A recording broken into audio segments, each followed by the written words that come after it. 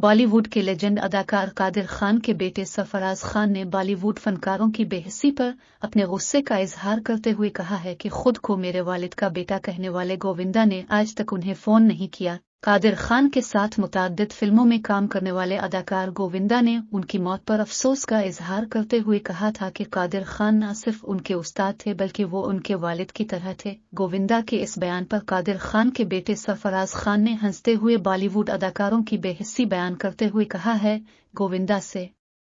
پوچھیں کہ خود کو قادر خان کا بیٹا کہنے والے نے انہیں کتنی بار فون کر کے ان کی صحت کے متعلق پوچھا تھا، یہاں تک کہ انہوں نے میرے والد کے گزر جانے کے بعد ایک بار بھی فون نہیں کیا۔